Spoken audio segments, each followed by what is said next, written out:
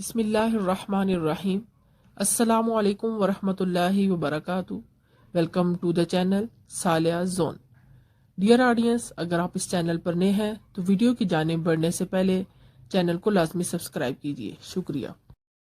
تقریر یا مضمون: حقوق اللہ، نمایاں پہلو۔ صدر نشین اور سامعین گرامی، السلام علیکم ورحمۃ اللہ وبرکاتہ۔ حدیث مبارکہ میں ہے کہ رسول صلی اللہ علیہ وآلہ وسلم نے کسی پہلے زمانے کی امت کا ذکر کرتے ہوئے فرمایا کہ اللہ تعالیٰ نے جبرائیل علیہ السلام کو حکم دیا کہ فلاں شہر کو ماں اس کے رہنے والوں کے الٹ دے، یعنی زمین کے اوپر کے حصہ کو نیچے اور نیچے کے حصہ کو اوپر کر دو۔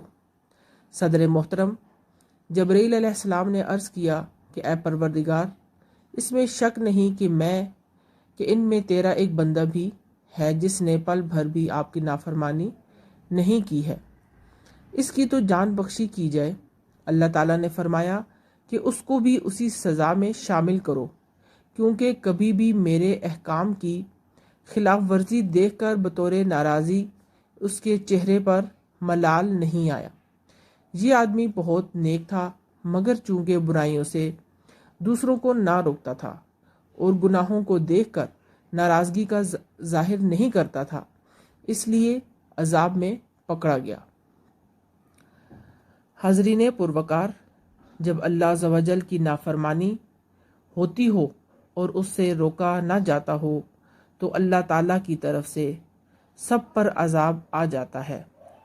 رسول صلی اللہ علیہ وآلہ وسلم نے فرمایا ہے کہ جن لوگوں میں ایک آدمی بھی ایسا ہو جو ان میں رہتا سہتا ہو اور گناہ کرتا ہو، اور وہ لوگ گناہ سے ہٹا کر صحیح راستے پر ڈالنے کی قوت بھی رکھتے ہوں اور اس قوت کے ہوتے ہوئے اس کو صحیح راستوں پر نہ ڈالیں، تو ان کے مرنے سے پہلے اللہ رب العزت ضرور ان پر عذاب ڈالے گا۔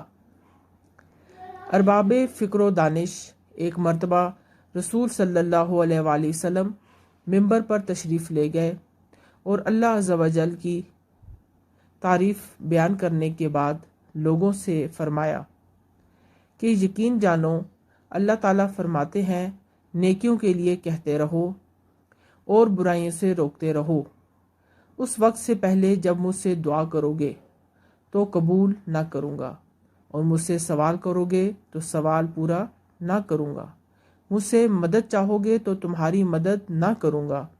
یعنی نیکیوں کے لیے کہنا اور برائیوں سے روکنا ایسا عمل ہے کہ اگر اس کو چھوڑ دو گے تو عذاب آئے گا اور اس وقت دعا قبول نہ ہوگی اور اللہ کی طرف سے مدد نہ کی جائے گی اور سوال پورا نہ کیا جائے گا۔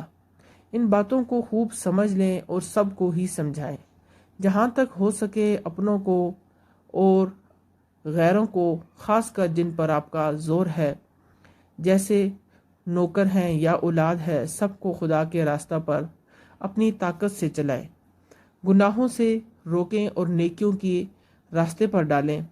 اللہ تعالی ہم سب کو نیکی کی دعوت دینے اور برائی کے کاموں سے روکنے کی توفیق عطا فرمائے، آمین۔ وما علینا الا البلاغ المبین۔ آج جمعۃ المبارک کے روز یہ ویڈیو پسند آئی ہو تو پلیز ویڈیو کو لائک، شیئر اور کمنٹ میں ضرور بتائیے گا، اور چینل کو سبسکرائب کیجیے، شکریہ۔ اللہ حافظ۔